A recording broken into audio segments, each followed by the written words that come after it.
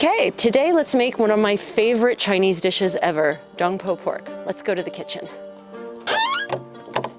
Here is our pork belly, rind on. Look at that, beautiful marbles of fat. Reminds me of Hong Kong and all the wonderful pork belly we had there, prepared in many different ways.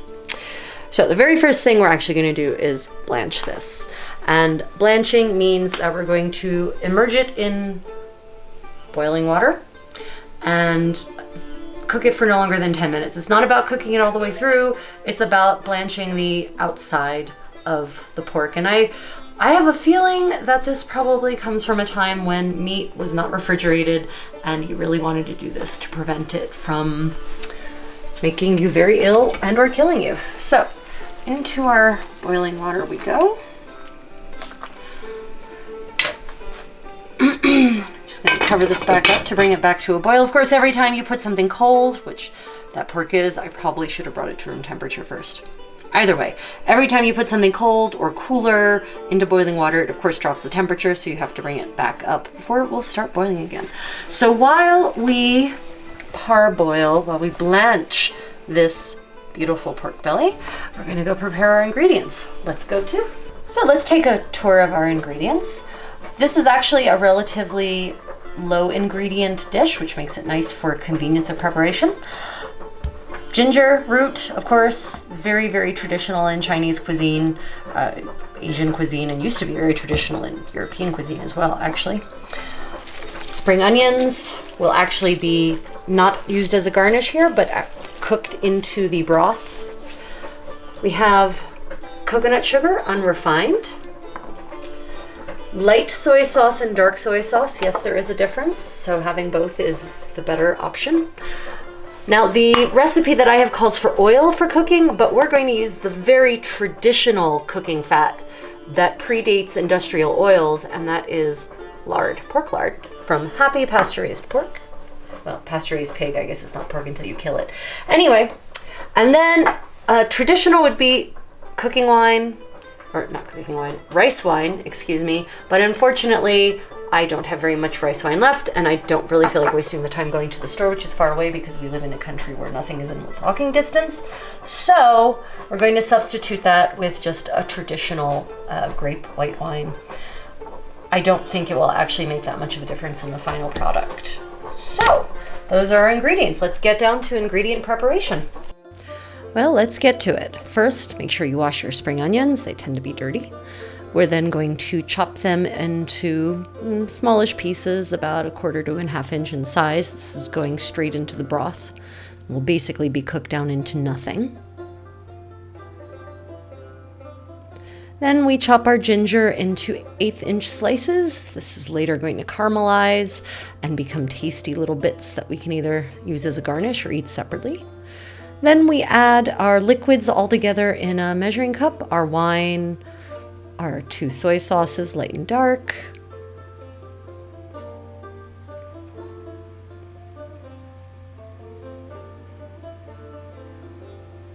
our coconut sugar,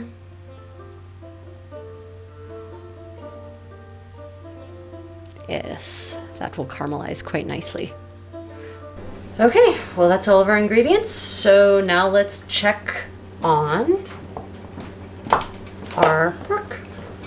Pork is ready to remove from its blanching bath.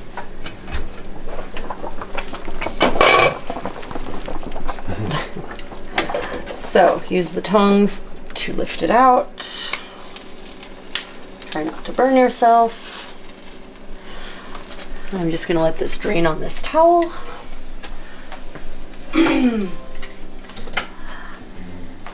And we're going to let this drain, and then we're going to pat it dry, because we definitely do not want any of this water being present when we plop this in a thick bath of lard that's boiling hot, because that will cause splatter that will probably cause second, or even if you're really lucky, well, no, definitely not 3rd-degree burns, but if you're lucky, 2nd-degree burns. So we're going to avoid that by making sure this is completely dry before we add it into our pot. But first, let me show you our pot. So traditional clay pot is actually what we're going to be using. This is a Korean one, but they're very similar to the Chinese ones. And yes, you can put these babies straight on open flame. Now, I don't think this would work at all really on a glass top stove. It just wouldn't. There's only would be one point of contact, and that would not be very efficient, but it's great with fire. So let's dry our pork and get down to it. As with many traditional dishes, Dongpo pork comes with its own amusing apocryphal tale. The dish supposedly gets its name from famous Chinese poet Su Dongpo, who had been banished to Hangzhou after doing what many poets before and since have foolhardily done, criticizing the emperor. According to one tale, Su had a pot of pork belly bubbling away over the fire when a friend visited him and engaged him in a game of chess. Losing track of time, the pork was overcooked almost to the point of starting to burn, with the juices having cooked down and caramelized.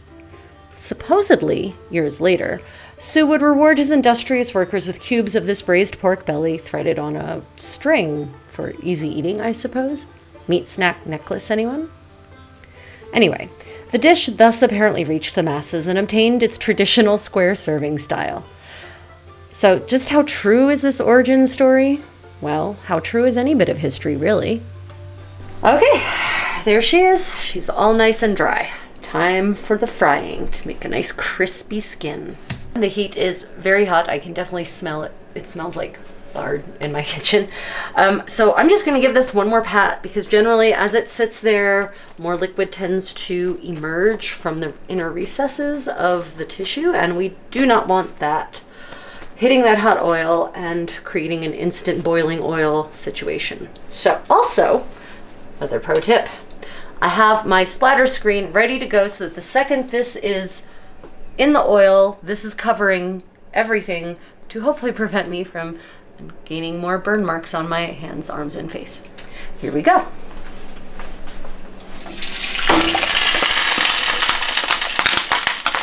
See, it's already splattering.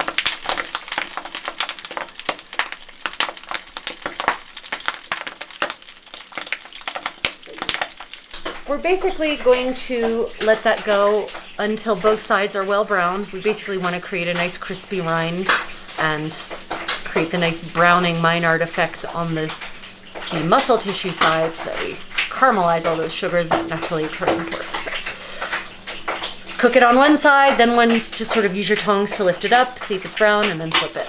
Okay, well, it usually takes about 5 minutes, so see you in a little bit. And now for a word from our sponsor, me. If you're enjoying this content, don't forget to like, subscribe, and click the notification bell so that you'll know instantly when I roll out the latest and greatest in content. Okay, well, back to your regularly scheduled Contessa. Time for flipping. This is going to embarrass me because this piece is really big, but you're going to see just what I mean by well done, brown.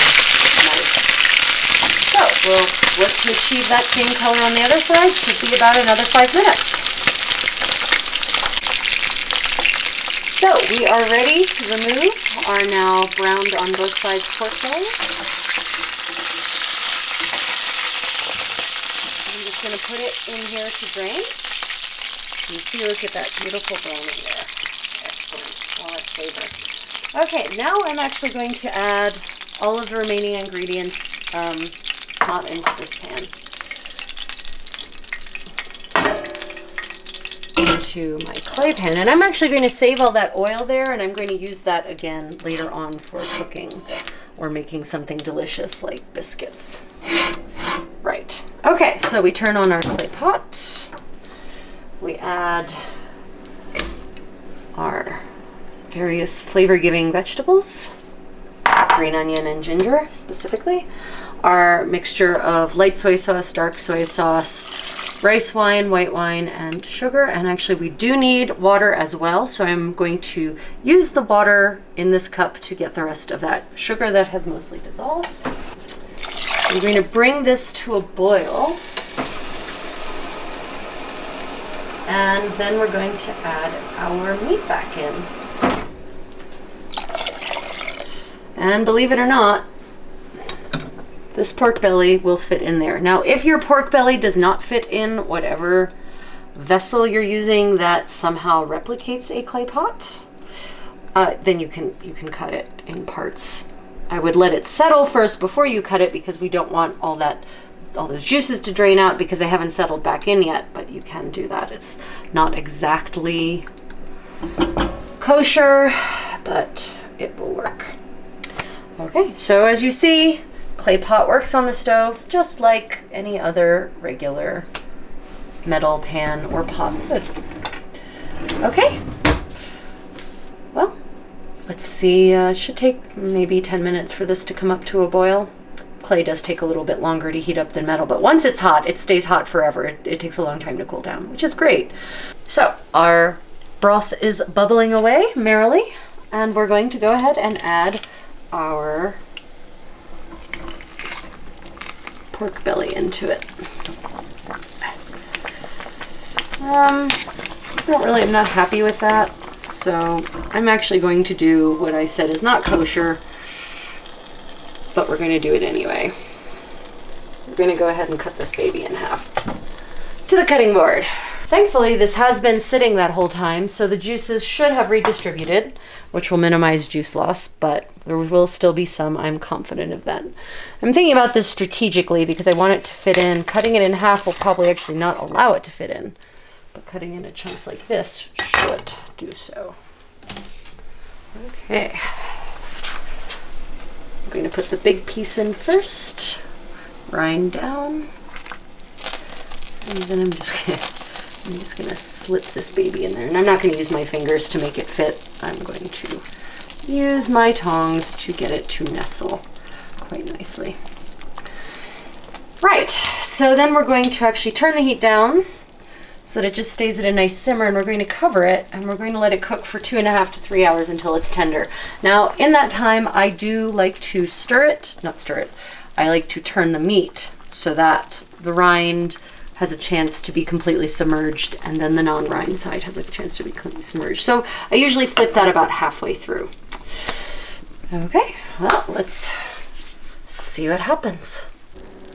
We are at the flipping point. So you'll see it's actually much more tender than it was before, and it's also shrunk in size. Quite a lot of volume has been lost. That's fine, but I'm going to go ahead and do the flipping now. So we'll flip this little piece. I want this to be, oh, that is looking pretty tender, but I want the meat too. That's looking pretty tender too. Well, okay, fine. I'm still gonna flip it and let it cook on the other side for a little while. My husband says I have Teflon fingers. You may not want to try touching things like this with your own bare fingers. I'm just gonna kind of manipulate it down back into the spot. And, oh, look at that, so yummy. Okay, gonna let it cook down now. And in fact, what you really want to do is you want to cook this down until this becomes this thick, syrupy black sauce. And what will delightfully happen is these chunks of ginger will candy and caramelize and absorb a lot of that yummy pork fat from this very healthy pasture-raised pork belly that I have here. And this becomes something that is absolutely delightful to eat, even though I've never read anywhere that people in China actually do eat these lovely chunks of leftover ginger, but I do. Okay, it looks like probably another hour or two, I think. Time to check the tenderness of our pork belly. So this is looking really good. See how my tongs just pretty much press into it? Yeah, this is done. But the sauce has not cooked down yet. So we're going to pull the pork belly out, hopefully without losing too much of it to broth. And then we're going to cook the sauce down. There we go. Minimal burning of my flesh. Oh, there's a couple of chunks. Just pull those out.